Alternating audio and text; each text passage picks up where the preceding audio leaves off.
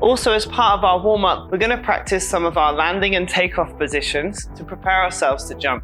It's always good practice to include these when you're going to do them off ice. It sets your mind in the right place to do these jumps and commit to some of the landings, and it will just help you overall feeling like you're ready to jump. So the first one I like to do to reinforce a skater that they can commit to landing on one leg is building up that landing itself, not just for one leg, but also the force that it's about to take. So this is for the mind to be prepared to land on one leg, your landing leg, and also for your muscles in your leg to be warmed up enough to catch you without injury. So we're going to start with 2 little bounces into a landing position. And hold. Just follow along. We do a few of these. And the idea is you're thinking about your balance as you press down on your knee. Your head stays over your foot. You've got that nice leg line at the back, strong knee bend and good posture. The position's really strong, and you're getting that in your head before we even start. Otherwise, we end up a little bit sloppy. That will transfer on the ice, and it's no good. So now we increase the height. Still just hitting that landing position, holding it, and coming down. We don't really need to focus too much on this air position, but we should also be thinking about preparing you for if you do want to go to axel or double jumps or beyond. We want to think about crossing the feet in the air. So here's some foot taps as well that you might want to try. We're going to include the cross into that landing that we just did. So something like this. Jump, jump, cross, and land. You can always have a little bounce if you need to on the end of your landings. Sometimes it's good to have a little bit of a soft bounce just to catch you. What you'd have on the ice is a bend around your landing edge curve, which we can't do off ice. So it's good to do that little bounce sometimes. It's also good for balance and stability if you can stick your landing, soft knee, without needing to bounce. Okay, the next part is the Eagle Twizzle. It's the nickname, Eagle. This is a checkout position. It's kind of an open air position. So if your air position's really tight, we don't need to be that tight for a single. We go to this position, which is our position that we would eventually hit the ice in. And for a lot of singles, it becomes your air position as well. So not completely tight. I've got my backspin position. So for me, I jump anti-clockwise. My left leg's on top, crossed over, and my whole body is turned slightly to the right. This is where I put my hands. I could pull in a little bit different in the air, but when I come to land, I try and have this frame facing to the right. So my shoulders are in line. So for when I exit, all I do is open up. I haven't got to open up this way. I'm going to try and land to the right and just stretch out. Less is more. If you can cancel out some movement of rotation on your landing from this position, you're less likely to swing and open up and lose control at the ending. If I landed here and swung, there's more chance of me falling out. So that's why we like to stay over that right-hand side. Some rotation drills that you might want to include as well. I always like to do this twisty cross just to remind skaters of how that crossfoot position is made, which isn't like a lot of people think it is. Some people think, and partly it is this, but I'll show you the difference in a minute. So to get this in air position, a lot of people think they have to move just the front leg to cross over. And I like to try and teach my skaters that it's a rotating twist on the toes that's going to make that air position. As in our jumps, this is what happens.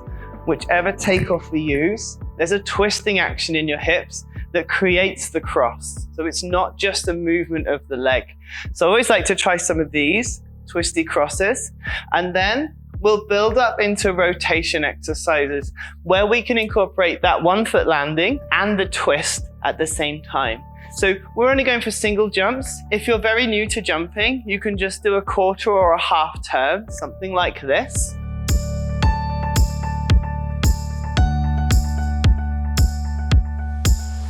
If you're quite used to doing your single jumps, then you can do the full turn. Especially if you're going for axle, you could even build up. But we'll talk about those axle rotations later when we get to the axle. So the full rotation and bounce out. If you find you're not getting the full rotation, you can add the half bounce first. So my arms are already in a wound up position. I've got my left arm forward and my right arm back. And I'm saying arms, we're really talking about your shoulders here. So in that wound up position here, I'll keep my arms still for the half jump, 2 feet to 2 feet, and then do the full turn. Having that half is very similar to what some of the jumps do on the ice. Some of the edge jumps and the toe pick jumps rotate a little bit on the ice and have up to a half rotation before they take off. Okay, so then we can mimic that. In this wound up position, don't move your shoulders for the half, pull in for the full, just like that. If you want more time with this at this point, pause the video here and you can do maybe 10 to 20 of those to feel like you can stable your landing and get over that landing leg rotating nicely in the air. That particular rotation exercise, I've also got a separate class for this, and you can find that as well at the website iSkateCoach.co.uk. So we're going to move on to some shaping and warm-up jumps. So this really is to get you to think about how you jump off the floor, how you use all the muscles in the posterior chain and in your legs, basically from your leg through your hips to give you maximum height. Okay, so we're going to build this up. Here's a little step I call a rocket squat. So in a rocket squat, you press down on flat feet and you'll push up through the toes. If you do my jump height rotation class, I talk a lot about using the toes to help the lift off the floor, and not many skaters use it enough. So press down flat, push up toes. Let's do 10 of these. I'm using my arms as well. And I'm also bringing my hips forward for each one. So I think about pressing, lifting through the ankles, but also pushing my hips forward underneath me as part of the spring. And once you feel that on 2 feet, you can do it on 1, and of course add the jump to really get these muscles ready to jump. So we're going to do a step lift on 1 and a step lift on the other one, because we use 3 jumps of yours will take off one leg and 3 will jump off the other leg. And if you include the axle, there's actually 4 on this leg. So I like to do this as a skipping drill. If you've got room, we literally use the space. I push up with the arms, with the ankles, knees and the hips. Everything's working to give me height. Lift, lift. Now those last 2, landing on 2 feet, what I call an up.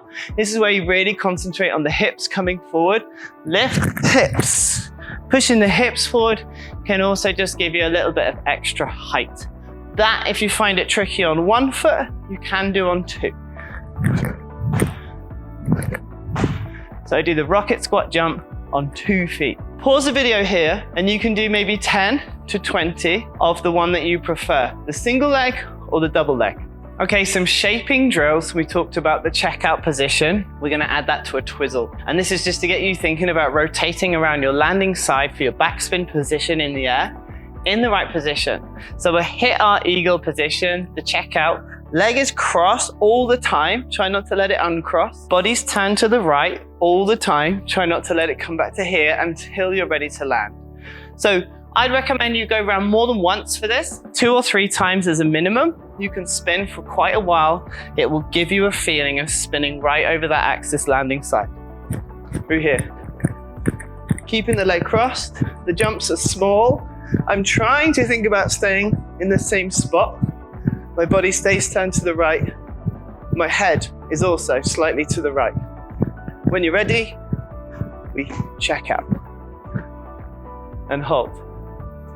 Okay, give it a go. The other shaping drills I like to do are the H's. We call the H or the triangle or the P, depending on what your coaches call them. This is basically when the knee comes through for the jump. So for our first 3 jumps and the axle, it's the right knee up if you jump anti-clockwise. And for the loop, flip and lutz, it's the other leg that comes up. So just practicing walking through, step through, lift to H, off the toe, push the hips. That is a really good thing to do to start with before you do any jumps. It gets everything in time, and it also gets you to think about how you can lift that. Everything working together, and reminds you how high this has to be. Through there. And the other side.